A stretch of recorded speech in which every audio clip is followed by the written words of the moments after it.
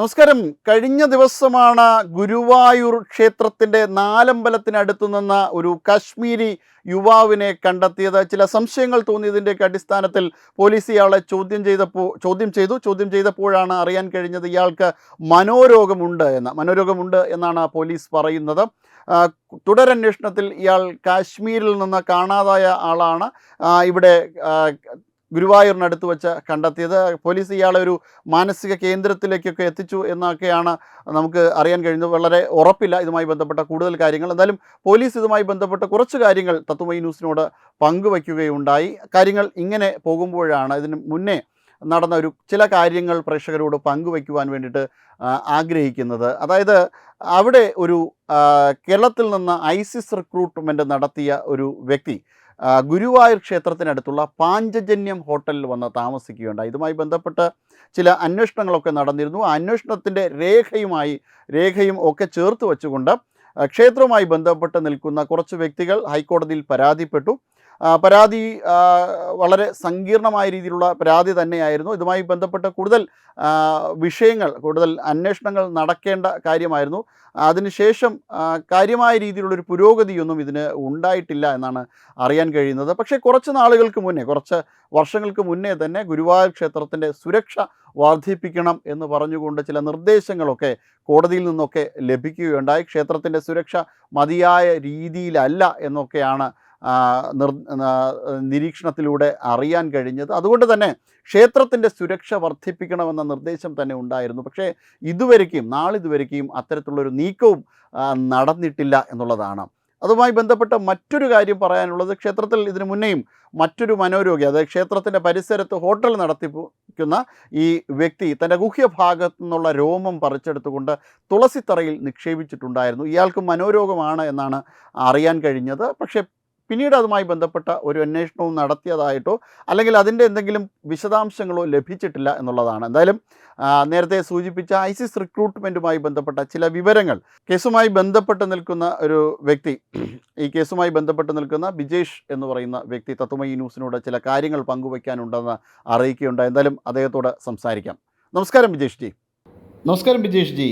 എന്താണ് കാശ്മീരിലേക്ക് ISIS recruitment നടത്തിയ പ്രതി ഇവിടെ ഗുരുവായൂരിനടുത്തുള്ള ഈ പാഞ്ചജന്യം ഹോട്ടലിൽ താമസിച്ച ഒരു സാഹചര്യം എന്താണ്? ആ കേസിനാസ്പദമായൊരു സാഹചര്യം, ഇതുമായി ബന്ധപ്പെട്ട് ഹൈക്കോടതിയിൽ താങ്കൾ ഒരു കേസ് കൊടുത്തിരുന്നു, ഒരു പരാതിയൊക്കെ സമർപ്പിച്ചിരുന്നു എന്നാണ് അറിയാൻ കഴിഞ്ഞത്. എന്താണ് അതിൻ്റെ ഒരു സാഹചര്യം? നമസ്കാരം. അങ്ങ് ചോദിച്ച ചോദ്യത്തിലെ ഈ കാശ്മീർ റിക്രൂട്ട്മെന്റ് കേസ് എന്ന് പറഞ്ഞിട്ട് കേരളത്തിലെ വളരെ വിവാദമായിട്ടുള്ള ISISLക്ക് റിക്രൂട്ട്മെന്റിന്റെ സംബന്ധിച്ചൊരു കേസായിരുന്നു.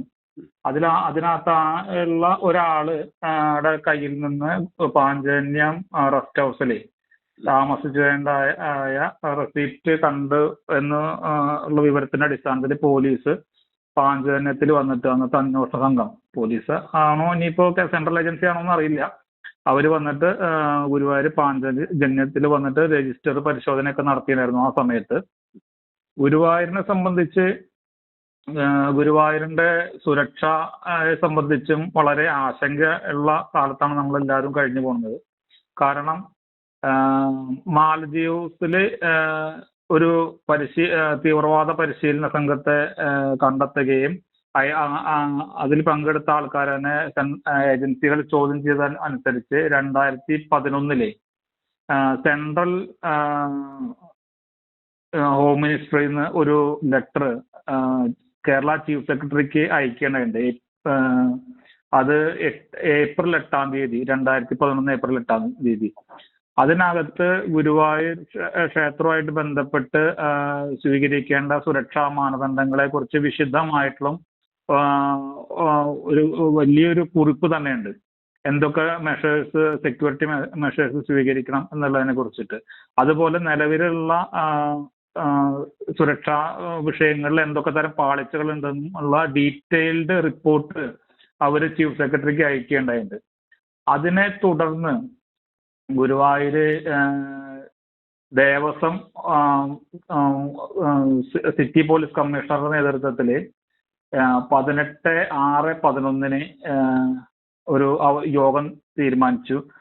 ഞാൻ ആ രണ്ട് റിപ്പോർട്ടും വായിച്ചത് എനിക്ക് മനസ്സിലായിട്ടുള്ളതെന്ന് വെച്ചാൽ സെൻട്രൽ ഏജൻസീസ് പറഞ്ഞ ഒരു കാര്യം ഇംപ്ലിമെന്റ് ചെയ്യാൻ കേരളത്തിന്റെ സർക്കാർ ആ സമയത്തുള്ള സർക്കാരും നിലവിലുള്ള സർക്കാരും തയ്യാറായിട്ടില്ല എന്നുള്ളതാണ്. ഒരു ഗുരുവായൂരുകാരൻ എന്നുള്ള നിലയ്ക്കും അതുപോലെ തന്നെ ഈ ഇത്തരം വിഷയങ്ങൾ ഇടപെടുന്ന ആള് എന്ന നിലയ്ക്കും ഞാൻ മനസ്സിലാക്കിയെടുത്തത്, രേഖാപ്രകാരം മനസ്സിലാക്കിയെടുത്തത്, ക്ഷേത്രത്തിന് ചുറ്റുഭാഗം 100 മീറ്റർ അക്വയർ ചെയ്തിട്ട് സുരക്ഷാ ബൗണ്ടറി കെട്ടണം എന്നുള്ള നിലയിലൊക്കെ ഉള്ള അതിന് മുകളിൽ 25 അടി ഉയരം ഉള്ള മതിൽ പണിയണമെന്നും അതിന് മുകളിൽ വൈറ്റ് ക്ലാമ്പ് വെച്ച് വയേർഡ് ഫെൻസിങ് നടത്തണമെന്നും ഉള്ള നിലയിലൊക്കെയുള്ള ധാരാളം സെക്യൂരിറ്റി നിർദ്ദേശങ്ങൾ അതിൽ കൊടുക്കേണ്ടതായിട്ടുണ്ട്. പക്ഷെ ഇതൊന്നും നിലവിൽ പതിറ്റാണ്ടുകൾ കഴിഞ്ഞിട്ടും പാലിക്കപ്പെടാതെ വീണ്ടും ഒരു സുരക്ഷാ ഭീഷണിയിലാണ് ഗുരുവായൂർ ക്ഷേത്രം ഉള്ളത്. ഈ വളരെ എളുപ്പത്തിൽ എന്തെങ്കിലും ചെയ്യാൻ സാധിക്കുന്ന ആൾക്കാർക്ക് ഗുരുവായൂർ ക്ഷേത്രത്തിന്റെ പരിസരത്തേക്ക് എത്താവുന്നതാണ്. ഇതിനു മുമ്പ് തന്നെ ഇതുപോലെ ഇപ്പോ കാശ്മീരി സ്വദേശിയായിട്ടുള്ള ആളെ പിടിച്ചു എന്ന് പറയുന്നു. അദ്ദേഹത്തിന് ഇപ്പൊ പോലീസ് പറയുന്നത് മനോനില തെറ്റിയ ആളാണ്, അദ്ദേഹം അവിടെ നിന്ന് മിസ്സായിട്ടുള്ള ഒരാളാണ്, മിസ്സിംഗ് കേസാണ് എന്നൊക്കെ പറയുന്നുണ്ട്. പക്ഷെ ഇതിനൊന്ന് ലഘൂകരിച്ച് കാണാൻ സാധിക്കാവുന്ന ഒരവസ്ഥയിലല്ല ഇന്നത്തെ സാഹചര്യം. സാമൂഹ്യ സാഹചര്യം അങ്ങനെയാണ് കേരളത്തിന്റെ മാറിക്കൊണ്ടിരിക്കുന്ന സാഹചര്യത്തിൽ. അതുപോലെ തന്നെ ഇപ്പോ നേരത്തെ മിഠായി വിതരണം ചെയ്തു എന്ന് പറയുന്ന വിഷയം, പോലീസ് ക്യാമറ പരിശോധിച്ചിട്ട് അവർക്ക് വിതരണം ചെയ്ത ആളെ കണ്ടെത്താൻ പറ്റിയിട്ടില്ല. പരാതിക്കാർ പരാതി പറഞ്ഞു പോയി, അവർ ജനുവിനാണോ എന്നറിയില്ല. അങ്ങനെ ഒരുപാട് മിസ്റ്ററീസ് ഈ 2 ദിവസമായിട്ടുള്ള സംഭവങ്ങളിലുണ്ട്. വേണ്ടത്ര ഗൗരവത്തിൽ ഈ വിഷയങ്ങൾ കൈകാര്യം ചെയ്യുന്നതിൽ ദേവസ്വം അധികൃതരും അതുപോലെ തന്നെ പോലീസും പരാജയപ്പെടുകയാണ്. കൃത്യമായിട്ടുള്ള ഒരു സെക്യൂരിറ്റി മെഷേഴ്സ് സ്വീകരിക്കുന്നതിൽ പല കുറിയും പരാജയപ്പെടുകയാണ്. കാരണം വെച്ചാൽ ഞാൻ കോടതിയെ സമീപിക്കാനുള്ള കാര്യം എന്താണെന്ന് വെച്ചാൽ ഈ അക്യൂസേഷൻ എത്രയും പെട്ടെന്ന് നടപ്പാക്കണമെന്നും അത് പറയാനുള്ള കാരണം എറണാകുളത്ത് വെച്ചിട്ട് ഒരു സുവിശേഷ യോഗ പരിപാടിക്ക് ഇടയിൽ ഒരു വ്യക്തി ഒരു സ്ഫോടനം നടത്തിയിട്ട് 4-5 പേര് മരിക്കുന്ന ഒരു സാഹചര്യം ഉണ്ടായ സമയത്താണ് അതിലും കൂടുതൽ കാഷ്വാലിറ്റീസ് ഉണ്ടാവാനും മരണം ഉണ്ടാവാനും സാഹചര്യമുള്ള ഒരു സ്ഥലമാണ് ഗുരുവായൂർ. അപ്പോൾ അതുകൊണ്ട് തന്നെ ഈ പറയുന്ന എന്താണോ സെൻട്രൽ ഏജൻസീസ് പതിറ്റാണ്ടുകൾക്ക് മുമ്പ് പറഞ്ഞത് ആ സെക്യൂരിറ്റി മെഷേഴ്സ് ഗുരുവായൂരിൽ ഇംപ്ലിമെന്റ് ചെയ്യാൻ കോടതി മുൻകൈ എടുക്കണം എന്ന നിലയിലാണ് ഞാൻ ആ പരാതി അയച്ചത്. കോടതി അത് കേസെടുത്തൊക്കെ ഉണ്ടായി. അങ്ങനത്തെ ഒരു സാഹചര്യമാണ് ഉള്ളത്. എന്താ അതുമായി ബന്ധപ്പെട്ട് എന്തെങ്കിലും ഒരു നടപടി പിന്നീട് ഈ പോലീസിന്റെ പിന്നീട് ഈ സുരക്ഷ ഒരുക്കുന്നതിന്റെ കാര്യത്തിൽ എന്തെങ്കിലും ഒരു ശുഷ്കാന്തി കാണിച്ചിരുന്നോ? ഇടയ്ക്കിടയ്ക്ക് ദേവസ്വം ബഡ്ജറ്റിൽ നിന്ന് ഒരു 5 വർഷം കൂടുമ്പോഴോ 3 വർഷം കൂടുമ്പോഴോ ദേവസ്വം ബഡ്ജറ്റിൽ നിന്ന് സുരക്ഷാ ഉപകരണങ്ങൾ, കോടികളുടെ സുരക്ഷാ ഉപകരണങ്ങൾ മേടിക്കുന്ന ഒരു പരിപാടി നടക്കാറുണ്ട്. അത് ഇപ്പോ ധാരാളം ഇപ്പൊ പ്രധാനമന്ത്രി 2-3 പ്രാവശ്യമൊക്കെ വന്നത് പ്രമാണിച്ച് കുറേയധികം സെക്യൂരിറ്റി സാധനങ്ങളൊക്കെ മേടിക്കേണ്ടായിട്ടുണ്ട്. അത് ദേവസ്വം ഓഫീസിൽ സുരക്ഷമായിട്ട് ഇരിക്കുന്നുണ്ട്. പ്രവർത്തനക്ഷമമല്ല ഇപ്പോഴും, പലതും പ്രവർത്തനക്ഷമമല്ല. ഇപ്പോ നമ്മൾ ഈ സുരക്ഷയെ കുറിച്ച് ചർച്ച ചെയ്യുന്ന സമയത്ത് കുറച്ച് ഒരു വർഷം 2 വർഷം മുമ്പ് 2024 സമയത്ത് ക്ഷേത്രത്തിനകത്തുനിന്ന് ഒരു പവർ ബാങ്ക്, ശ്രീകോവിലിന്റെ ഉള്ളിൽ നിന്ന് ഒരു പവർ ബാങ്ക് കണ്ടെടുത്തു. അത് ഇങ്ങനെയുള്ള ഇലക്ട്രോണിക് ഗാഡ്ജറ്റ്സ് എങ്ങനെ ഈ പരിശോധന നിലനിൽക്കെ എങ്ങനെയാണ് ഈ ഇലക്ട്രോണിക് ഗാഡ്ജറ്റ് ക്ഷേത്രത്തിന്റെ ശ്രീകോവിൽ വരെ കയറിയത്? അപ്പൊ ഇത് അപ്പൊ ഏത് വിഭാഗത്തിലെ ആൾക്കാരാണ് ഇവർ പരിശോധിക്കാതെ കയറ്റുന്നത്? ഇത് ചർച്ച ചെയ്യപ്പെടേണ്ട വിഷയമാണ്. കാരണം വെച്ചാല് ഗുരുവായൂർ ക്ഷേത്രത്തില് VIP എൻ്റർ ചെയ്യുന്ന ഭാഗത്ത് ഒരു സുരക്ഷാ പരിശോധന നടക്കുന്നില്ല. VIP എൻ്റർ ചെയ്യുന്ന സ്ഥലങ്ങളിൽ സാധാരണക്കാരനാണ് ഇവിടെ പരിശോധിക്കപ്പെടുന്നത്, അല്ലാത്ത ഒരാളെയും പരിശോധിക്കുന്നില്ല. ദേവസ്വം മെമ്പറോ അല്ലെങ്കിൽ ദേവസ്വം VIP എന്റർടൈൻ ചെയ്യുന്ന ജീവനക്കാര് അങ്ങനത്തെ ആൾക്കാർ വന്നിട്ട് ഒരു VIP കയറ്റി കൊണ്ടുവരുന്ന സമയത്ത് ഒരു പരിശോധന നടക്കില്ല. പോലീസുകാർ വഴിമാറി കൊടുക്കും, അവർ നേരെ അമ്പലത്തിനുള്ളിലേക്ക് എൻ്റർ ചെയ്യും. ഈ കൊണ്ടുവരുന്ന ആൾക്കും മാത്രമാണ് ഇയാൾ VIP. ഇയാളുടെ വേറെ റോബോട്ട്സ് ആർക്കും അറിയില്ല. യഥാർത്ഥത്തിൽ പല VIP കളല്ല VIP പാസ് വഴി പോകുന്നത്. അല്ല, അത് ഒന്നെങ്കിൽ ദേവസ്വത്തിന്റെ അധികൃതരുടെ താല്പര്യമുള്ള ഒരാളായിരിക്കാം, അല്ലെങ്കിൽ ദേവസ്വത്തിലെ ജീവനക്കാരുടെ. ഗുരുവായൂർ ദേവസ്വത്തിലെ ഗുരുവായൂർ ക്ഷേത്രത്തിൽ പറഞ്ഞ ഒരു കുപ്രസിദ്ധമായ വാക്കുണ്ട്, പൊരുത്ത് എന്ന് പറഞ്ഞിട്ട്. കാശ് മേടിച്ചിട്ട് ദർശനം ഒരുക്കുന്ന ഒരു പരിപാടിയുണ്ട്. ഉം, ഉം, ഉം. ഈ ഈ ഇങ്ങനെ ചെയ്യുന്ന ഒരു വിഭാഗം ജീവനക്കാരുണ്ട്. VIP കളെ മാത്രം എന്റർടൈൻ ചെയ്യുന്ന ആൾക്കാർ. അങ്ങനെ ആ വിഭാഗത്തിലെ ആൾക്കാർക്ക് ആരെ വേണമെങ്കിൽ കൊണ്ടുവരാം. ഇവർക്ക് അമ്പലത്തിനകത്ത് ഈസി ആക്സസ് ആണ്. കാരണം അവരുടെ മേലധികാരികൾക്കൊക്കെ അറിഞ്ഞിട്ടാണ് ഈ പരിപാടി അവർ നടത്തിക്കൊണ്ടിരിക്കുന്നത്. ഉം, ഉം, ഉം, ഉം, ഉം, ഉം. അപ്പൊ ഇങ്ങനെ ഇതൊരു സുരക്ഷാ വീഴ്ചയാണ്, ഗുരുതരമായിട്ടുള്ള സുരക്ഷാ വീഴ്ചയാണ്. ഇവർ കൊണ്ടുവരുന്നത് ആരെന്ന് ഇവർക്ക് അറിയുള്ളൂ. ഇത് ആരെ ഇന്റർവ്യൂ ചെയ്യുന്നത്? ഗോപുരത്തിൽ കൊടുക്കുന്നുണ്ടാവാം. ഉം. ഈ വരുന്ന വ്യക്തി ആരാണെന്ന് ഇയാൾക്ക് തന്നെ അറിയാം. ഇയാൾ പോയി കൊടുക്കുന്ന പേരല്ല അവിടെ. അപ്പം ഒരു തീർച്ചയായിട്ടും ഒരു വലിയ സെക്യൂരിറ്റി ലാപ്സ് തന്നെ ഗുരുവായൂർ ഉണ്ട് എന്നാണ്, ഗുരുവായൂർ ക്ഷേത്രത്തിൽ ഉണ്ട് എന്നാണ് താങ്കൾ പറയുന്നത്. തീർച്ചയായിട്ടും ഉണ്ട്. ഒരു വിശേഷ ദിവസം ഒരു വ്യക്തി ഗുരുവായൂർ കിഴക്കേ നടയിലെ സത്രം ഗേറ്റ് എന്ന് പറഞ്ഞ ഗേറ്റ് ഉണ്ട്. അവിടെയാണ് ലാസ്റ്റ് ഗേറ്റ്, വാഹനങ്ങൾക്ക് നിരോധനം ഉള്ള സ്ഥലം. അത് കടന്ന് ഏകദേശം ഗുരുവായൂർ ദീപസ്തംഭം വരെ മോട്ടോർ ബൈക്ക് ഓടിച്ചു എത്തി. അപ്പൊ അവിടെ ആംഡ് ഗാർഡ് ഉണ്ട്, സെക്യൂരിറ്റി ഗാർഡ് ഉണ്ട്, ഇതൊക്കെയുണ്ട്. എന്നിട്ട് പോലും ദീപസ്തംഭം വരെ അയാൾ എത്തി. അവസാനം പിടിച്ച് പരിശോധിച്ച് നോക്കും, പിന്നെ വന്നത് അയാൾ മദ്യപാനാണ്, മനോനില തെറ്റിയ ആളായിട്ട് അയാളും മാറി. ഇവരുടെ വീഴ്ച മറയ്ക്കാൻ ആണ്. ബുദ്ധിക്ക് സ്ഥിരത ഇല്ലാത്ത ആൾക്കാർക്ക് എന്തു ചെയ്യാലോ, അങ്ങനെ വന്നതാണ്. അല്ലെങ്കിൽ അല്ലാത്ത ആൾ വരുമോ എന്നാണ് ഇവർ പറയാ. ഇത്തരം എല്ലാ കാര്യങ്ങളെയും മറയ്ക്കുന്നത് മനോനില തെറ്റിയ ഒരാളെന്ന നിലയ്ക്കാണ്. പക്ഷെ നമുക്കത് ഒരു ഗുരുവായൂർ ക്ഷേത്രമായിട്ട് ബന്ധപ്പെട്ട് പ്രവർത്തിക്കുന്ന നമ്മളെ പോലെ ആൾക്കാർക്ക് അത് ഒരു നിസ്സാരമായിട്ട് ഇവർ പറയുന്ന പോലെ ചിത്രീകരിച്ച് കളയാൻ സാധിക്കാവുന്ന ഒരു വിഷയമല്ല. ഇതുപോലെ തന്നെ ഗുരുവായൂർ ക്ഷേത്രത്തിൽ 3 നേരം അന്നദാനം നടക്കുന്നുണ്ട്, പ്രസാദൂട്ട് എന്ന പേരിൽ. ഈ 3 നേരം അന്നദാനം ഉള്ളത് കൊണ്ട് തന്നെ കേരളത്തിന്റെ പല ഭാഗത്തുനിന്നും, മാത്രമല്ല അന്യ സംസ്ഥാനത്തുനിന്ന് ആൾക്കാർ പോലും ഗുരുവായൂരെ തമ്പടിച്ചിരിക്കുകയാണ്. ഇതിൽ പല ജില്ലകളിൽ നിന്ന് ഒഴിവാക്കപ്പെട്ട, കാപ്പ കേസിലൊക്കെ ഒഴിവാക്കപ്പെട്ട ആൾക്കാരുണ്ടെന്നാണ് നമ്മൾ സംശയിക്കുന്നത്. ഇതിനെ അടിസ്ഥാനപ്പെടുത്തി നമ്മൾ പോലീസിന് ഇവരുടെ വേറെ ബോട്ട്സ് അന്വേഷിക്കണം, ഇങ്ങനെ വന്ന് ഗുരുവായൂർ വന്ന് കൂടിയ അന്യദേശക്കാരുടെ വേറെ ബോട്ട്സ് അന്വേഷിക്കണം എന്നാവശ്യപ്പെട്ടിട്ട് നമ്മൾ പരാതി കൊടുത്തിരുന്നു. ആ നിലയിൽ ഒരു നടപടിയും എടുത്തിട്ടില്ല. പരാതികൾക്ക് മേൽ ഒരു നടപടിയും ഉണ്ടാവില്ല എന്നുള്ളതാണ് ഒരു പ്രത്യേകത. കാരണം ഇവിടെ എല്ലാവരും ഒരു പ്രത്യേക അണ്ടർസ്റ്റാൻഡിങ്ങിലാണ് പോണത്. ആ അണ്ടർസ്റ്റാൻഡിങ് ആർക്കും എന്താ പറയാ, ദേവസ്വത്തിന് ദോഷമില്ലാത്ത രീതിയിൽ പോലീസ് അഡ്ജസ്റ്റ് ചെയ്യും, പോലീസിന് ഒരു ദോഷം വരാത്ത രീതിയിൽ ദേവസ്വം അഡ്ജസ്റ്റ് ചെയ്യും. അതിനനുസരിച്ച് ബാക്കിയുള്ള ഒരു എക്കോസിസ്റ്റം വർക്ക് ചെയ്യും. അപ്പൊ ഇവിടുത്തെ ഡിഫക്റ്റ് എന്താണെന്ന് ചൂണ്ടിക്കാണിച്ച് നാളെ എന്തെങ്കിലും ഒരു പ്രശ്നം വരുമെന്നുള്ള ഇത് മുൻകൂട്ടി ഒരു സെക്യൂരിറ്റി മെഷർ എടുക്കണം എന്നുള്ള നിലയ്ക്ക് നമ്മൾ എന്തെങ്കിലും കാര്യങ്ങൾ പറയുന്ന സമയത്ത് അത് അവർക്ക് നിസ്സാരമാണ് ആ വിഷയങ്ങൾ. എന്തെങ്കിലും സംഭവിച്ചതിന് ശേഷം 100 നിയമങ്ങൾ ഉണ്ടാക്കിയിട്ടോ കാര്യമില്ലല്ലോ. സംഭവിക്കുന്നതിനൊക്കെ ഒരു ദുരന്തം ഉണ്ടാവണേക്ക് മുമ്പ് അത് എങ്ങനെ തരത്തിൽ പ്രതിരോധിക്കാം എന്നുള്ളതാണ്. ഈ ഗുരുവായൂർ ക്ഷേത്രത്തിന്റെ പരിസര പ്രദേശങ്ങളിലുള്ള ലോഡ്ജുകൾ, ഹോട്ടലുകൾ കേന്ദ്രീകരിച്ചുകൊണ്ട് ഒരു സെർച്ച് ഒക്കെ നടക്കാറുണ്ട്. കാരണം ആരെങ്കിലും അവിടെ വന്ന് താമസിച്ചു കഴിഞ്ഞാൽ തിരിച്ചറിയാൻ, അതായത് കേരളം വിട്ടോ അല്ലെങ്കിൽ സംശയാസ്പദമായ സാഹചര്യത്തിൽ ആരെങ്കിലും ഗുരുവായൂർ ക്ഷേത്രത്തിന്റെ പരിസര പ്രദേശങ്ങളിൽ വന്ന് താമസിച്ചാൽ അതിനെക്കുറിച്ച് തിരിച്ചറിയാൻ എന്തെങ്കിലും.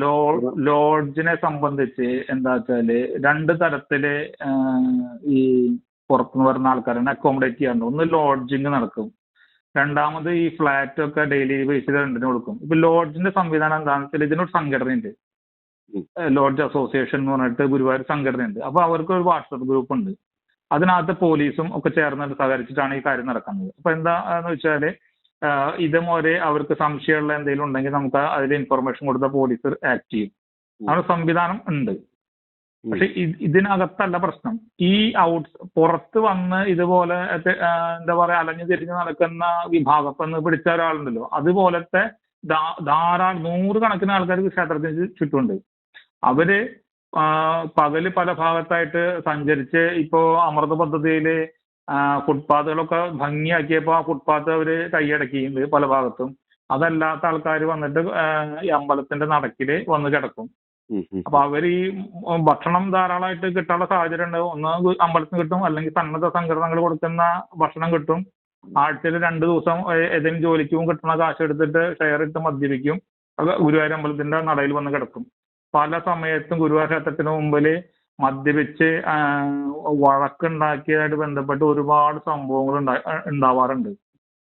അപ്പൊ ഇതൊക്കെ ഉണ്ടാവുന്ന കാര്യം എന്താ വെച്ചാല്, ഏത് തരം ആൾക്കാർക്കും ഈസി ആയിട്ട് ഏറ്റവും എളുപ്പത്തിലും ഗുരുവായൂർ ക്ഷേത്രത്തിന്റെ ഏറ്റവും അടുത്തേക്ക് എത്തിച്ചേരാവുന്ന ഇത് സാഹചര്യം ഉണ്ട്. മറ്റൊരു സംശയം എന്ന് പറയുന്നത്, അതായത് ഈ ലോഡ്ജുകാർക്കോ ഹോട്ടലുകാർക്കോ സംശയം തോന്നിയാൽ മാത്രമേ ഈ വ്യക്തിയെ പിന്നീട് ട്രാക്ക് ചെയ്യാനോ മറ്റു കാര്യങ്ങൾക്ക് വേണ്ടിയിട്ടുള്ള ശ്രമം നടത്തുകയുള്ളൂ. അല്ലാതെ മറ്റെന്തെങ്കിലും ഒരു സാഹചര്യം, അതായത് ആരൊക്കെയാണ് അവിടെ എത്തിയിട്ടുള്ളത്, അവരുടെ ID പ്രൂഫ്സോ മറ്റു കാര്യങ്ങളോ ഒരു റൊട്ടീൻ ചെക്കപ്പിന്റെ ഭാഗമായിട്ട് എപ്പോഴെങ്കിലും അങ്ങനെ പരിശോധനകളൊന്നും നടത്താറില്ല. എന്നും പോലീസിന് എല്ലാ ലോഡ്ജും കയറി അത് പരിശോധിക്കുക പറ്റില്ല. എന്നുള്ള പക്ഷേ നമുക്കൊരു പറ്റില്ല. റൊട്ടീൻ ചെക്കപ്പ് എന്ന നിലയിൽ വല്ലപ്പോഴുമെങ്കിലും ഇവിടെ വന്നിട്ടുള്ള ആരൊക്കെയാണ്, എന്തൊക്കെയാണ് ഇതിനെ പറ്റിയിട്ടുള്ള, കാരണം ഒരു വലിയ ആ, ജനത്തിരക്കുള്ള ഒരു മേഖലയാണ്, ഒരുപാട് ഭക്തർ വരുന്ന മേഖലയാണ്. അങ്ങനെ എന്തെങ്കിലും എപ്പോഴെങ്കിലും നടക്കാറുണ്ടോ? അങ്ങനെ അങ്ങനെ എന്താ വെച്ചാല്, ചില നിർദ്ദേശത്തിന്റെ അടിസ്ഥാനത്തില് ചില സമയത്ത് വരാറുണ്ട്. ഉം, അതെല്ലാ മാസവും വരണം എന്നില്ല. ഉം, ഉം, ചില സമയങ്ങളിൽ ഇത് എന്തെങ്കിലും ഇൻഫർമേഷന്റെ അടിസ്ഥാനത്തിലൊക്കെ ആയിരിക്കുമല്ലോ ഇത് നടക്കുക. ഉം, ഗുരുവായൂരിനെ സംബന്ധിച്ച് ഒരു 300 ലോഡ്ജോളം ഉണ്ട് ഗുരുവായൂർ. ലോഡ്ജിങ് മാത്രം ചെറുതും വലുതായിട്ടുള്ള ലോഡ്ജിങ് 300. ഉം. അത് കൂടാതെയാണ് ഈ ഫ്ലാറ്റുകൾ സംവിധാനമൊക്കെ ഉള്ളത്. ഓക്കേ. അപ്പൊ അത് ഇതിലും കൂടുതൽ നമ്പറിൽ വരും. ഉം. അപ്പോ ഇതിലേക്കെല്ലാം ഈ പോലീസ് പോവാന്ന് പറഞ്ഞാൽ പ്രാക്ടിക്കലി അല്ല. ഉം. അതുപോലെ തന്നെ ഈ ഫ്ലാറ്റുകളിൽ വന്ന് ഇങ്ങനെ ഡെയിലി റെന്റിന് കൊടുക്കുന്ന ഫ്ലാറ്റുകളിൽ വന്ന് താമസിക്കുന്ന ആൾക്കാരുടെ വിവരങ്ങൾ എടുക്കുക എന്ന് പറഞ്ഞാൽ എളുപ്പമല്ല. അത് അവർക്ക് ഇത് ഇൻഫർമേഷൻ കൊടുക്കാൻ പറ്റും എന്ന് ചോദിച്ചാൽ അത് സാധ്യത കുറവാണ്. ഉം. അങ്ങനെ വിവരങ്ങൾ കിട്ടാൻ വേണ്ടിയിട്ട്. ഉം. വലിയ ചില സാധ്യതകളാണ് പല ഭാഗങ്ങളിലായിട്ട് തുറന്നിട്ടിരിക്കുന്നത്. ക്ഷേത്രത്തിൽ മര്യാദയ്ക്കുള്ള സുരക്ഷ ഏർപ്പെടുത്തിയിട്ടുള്ള, അതിനു വേണ്ടിയിട്ടുള്ള സൗകര്യങ്ങൾ ഏർപ്പെടുത്തിയിട്ടുള്ള നിർദ്ദേശങ്ങൾ ലഭിച്ചെങ്കിൽ പോലും പരിസര പ്രദേശങ്ങളിലും വേണ്ടത്ര ശ്രദ്ധ ഉണ്ടായിട്ടില്ല എന്നതാണ് ഇപ്പൊ നമുക്ക് അറിയാൻ മനസ്സിലാക്കാൻ പറ്റുന്നത്, അല്ലേ? ഇതൊരു വലിയൊരു ഏരിയ ആണല്ലോ. ഇതില് പല ഭാഗത്തുനിന്നായിട്ട് ആൾക്കാർക്ക് ഏത് സമയം വേണം ക്ഷേത്രത്തിന്റെ അടുത്ത് വരെ എത്താം. ഇതിന് പരിഹരിക്കണമെങ്കിൽ ഇതിന് ചുറ്റുമുള്ള ഏറ്റവും മിനിമം 100 മീറ്ററെങ്കിലും അക്വയർ ചെയ്യണം എന്നുള്ളതാണ് ഹൈക്കോടതി അടക്കം പറഞ്ഞ് ഇപ്പോൾ അതിനു വേണ്ടിയുള്ള പരിശ്രമങ്ങൾ നടക്കണം. ഇത് വർഷങ്ങൾക്ക് മുമ്പ്, പതിറ്റാണ്ടുകൾക്ക് മുമ്പ് പറഞ്ഞു തുടങ്ങിയതാണ്. അന്ന് ഭൂമിക്ക് വില ഇല്ലാത്ത സമയത്ത് അതിനൊന്നും ശ്രമിക്കാതെ ഇന്ന് ഭൂമിക്ക് വലിയ രീതിയിൽ വില നിൽക്കുന്ന സമയത്താണ്. അപ്പൊ ഇതിനൊക്കെ ചെലവഴിക്കുമ്പോൾ ക്ഷേത്രധനം ചെലവഴിച്ച് അന്യാധീനപ്പെട്ട് പോവാണ്. അതിനൊക്കെ വരുമ്പോൾ ഇരട്ടിയോ രണ്ടോ ചെലവാകും ഇപ്പൊ നടക്കുന്ന സമയത്ത്. അപ്പോ ഇത്ര കാലത്തോളം ഇതിനെക്കുറിച്ച് യാതൊരു ചിന്തയില്ലാത്ത ആൾക്കാരാണ് ഈ കാലങ്ങൾ അത്രയും ക്ഷേത്രം ഭരിച്ചത്. ക്ഷേത്രത്തിന്റെ സുരക്ഷയെ കുറിച്ചിട്ടോ ഇതിന്റെ വികസനത്തെ കുറിച്ചിട്ടോ ഒന്നും ചിന്തയില്ലാത്ത ഒരു മുന്നണികളാണ് ഈ ഗവൺമെന്റ് ഭരിച്ചത്. അവരുടെ നോമിനികളാണ് ദേവസ്വം ബോർഡ് ഭരിക്കുക. അപ്പൊ ഇതിനെ കുറിച്ച് യാതൊരു ചിന്തയില്ല. എന്തെങ്കിലും ഒരു സംഭവം ഉണ്ടാകുമ്പോഴാണ് ഈ ചർച്ചകൾ വരുന്നത്. ഇത് ഒരു കുറച്ചു കാലത്തെ ചർച്ചകൾക്ക് ശേഷം ഇതിന് റിസൾട്ട് ആവുകയാണ്. ഇതാണ് ഈ കഴിഞ്ഞ കാലത്ത് ഉള്ള ഗുരുവായൂരിന്റെ ഒരു ചിത്രം. ഒരു സംഭവം ഉണ്ടാകുമ്പോൾ കുറെ ചർച്ചകൾ, മാധ്യമ റിപ്പോർട്ടുകൾ ഇതൊക്കെ ഉണ്ടാവും. അതിനുശേഷം അത് അവസാനിക്കും. പക്ഷെ ഇത് ഈ കുറച്ചു ദിവസം അനുഭവിക്കേണ്ടി വരും അവിടുത്തെ ഭക്തരാണ്. കർക്കശമായിട്ടുള്ള പരിശോധനയും കാര്യം നടത്തി. ഇത് സാധാരണക്കാരനെ മാത്രം പരിശോധിക്കുന്നത്, അല്ലാത്ത ആൾക്കാരെ പരിശോധിക്കുന്നില്ല. തീർച്ചയായിട്ടും വലിയ ഒരു വീഴ്ച തന്നെയാണ് ഗുരുവായൂരിന്റെ കാര്യത്തിൽ സംഭവിച്ചു കൊണ്ടിരിക്കുന്നത് എന്നാണ് മനസ്സിലാക്കാൻ കഴിയുന്നത്. എന്തായാലും അവിടെ ഇനിയെങ്കിലും സർക്കാരിന്റെ കണ്ണ് തുറക്കട്ടെ. സർക്കാരിന്റെ ഖജനാവിൽ ഒരു പക്ഷേ നേരിട്ടല്ല എങ്കിൽ കൂടിയും സർക്കാരിന്റെ ഖജനാവിലേക്ക് കോടാനുകോടി രൂപകൾ എത്തുന്നതാണ്. അതിന്റെ പലിശ സർക്കാർ തന്നെയാണ് വാങ്ങുന്നത്. അപ്പോൾ ദേവസ്വം ബോർഡിനെ സംബന്ധിച്ചിടത്തോളം, അല്ലെങ്കിൽ ഹിന്ദുവിനെ സംബന്ധിച്ചിടത്തോളം വലിയ രീതിയിലുള്ള ഒരു വരുമാനമൊന്നും ഇതിൽ നിന്ന് ലഭിക്കുന്നില്ല. പക്ഷേ സർക്കാരിനെ താങ്ങി നിർത്തുന്നതിൽ വളരെ നിർണായകമായ പങ്ക് വഹിക്കുന്ന ഒരു ക്ഷേത്രമാണ് ദേവസ്വം ബോർഡ് ക്ഷേത്രം. അത്തരം ദേവസ്വം ബോർഡ് ക്ഷേത്രം സർക്കാരിനെ ഈ രീതിയിൽ സർക്കാരിനോട് സർക്കാരിന്റെ ക്ഷേത്രങ്ങൾ, മറ്റു ക്ഷേത്രങ്ങൾ സംരക്ഷിക്കുന്നതിനുപരി ചിലപ്പോൾ സർക്കാർ സ്ഥാപനങ്ങൾ പോലും താങ്ങി നിർത്തുന്നത് അതിന്റെ പലിശ ഉൾപ്പെടെയുള്ള കാര്യങ്ങളിൽ, അല്ലെങ്കിൽ അവർക്ക് ഈ മറ്റെന്തെങ്കിലും തരത്തിലുള്ള ലോണുകളിലൂടെയോ മറ്റു പല രീതിയിൽ സർക്കാരിന് സഹായം ലഭിക്കുന്നുണ്ട് ദേവസ്വം ബോർഡിന്റെ പണം കൊണ്ട്. പക്ഷേ ഗുരുവായൂരിന് അതുകൊണ്ടുള്ള വലിയ ബെനിഫിറ്റ് ഒന്നും ഉണ്ടാകുന്നില്ല. എന്തായാലും ഇനിയെങ്കിലും സർക്കാരുകൾക്ക് കണ്ണു തുറക്കാൻ കഴിയട്ടെ എന്ന് മാത്രം പറയാം. വളരെയധികം നന്ദി വിജേഷ് ജി. നമസ്തേ നമസ്തേ. നമസ്തേ. വിട്ടുവീഴ്ചയില്ലാത്ത നിലപാടുകളുമായി ദേശീയതയുടെയും സമാജത്തിൻ്റെയും ശാക്തീകരണത്തിനു വേണ്ടി തത്വമയിയുടെ ജൈത്രയാത്ര തുടരുകയാണ്. യൂട്യൂബിൽ മാത്രം തത്വമയിക്ക് 10 ലക്ഷം സബ്സ്ക്രൈബേഴ്സിലേക്ക് എത്താൻ ഏതാനും ചുവടുകൾ മാത്രമാണ് ബാക്കി. മറ്റ് സോഷ്യൽ മീഡിയ പ്ലാറ്റ്ഫോമുകളിലും തത്വമയിയുടെ നിറസാന്നിധ്യം തുടരുകയാണ്. ഈ അവസരത്തിൽ ഞങ്ങൾക്ക് നിങ്ങളോടുള്ള അഭ്യർത്ഥന ഞങ്ങളോടൊപ്പം നിൽക്കുക എന്നുള്ളതാണ്. നിങ്ങൾ ഉപയോഗിക്കുന്ന ഏത് സോഷ്യൽ മീഡിയ പ്ലാറ്റ്ഫോം ആണെങ്കിലും ഞങ്ങളുടെ വരിക്കാരാകുക, ഞങ്ങളെ സബ്സ്ക്രൈബ് ചെയ്യുക, നിങ്ങളുടെ സുഹൃത്തുക്കളിലേക്ക് തത്വമയിയുടെ ഈ സന്ദേശം പ്രചരിപ്പിക്കുക. ഞങ്ങളോടൊപ്പം നിൽക്കൂ, രാഷ്ട്രത്തോടൊപ്പം നിൽക്കൂ, ദേശീയതയ്ക്കൊപ്പം സഞ്ചരിക്കൂ.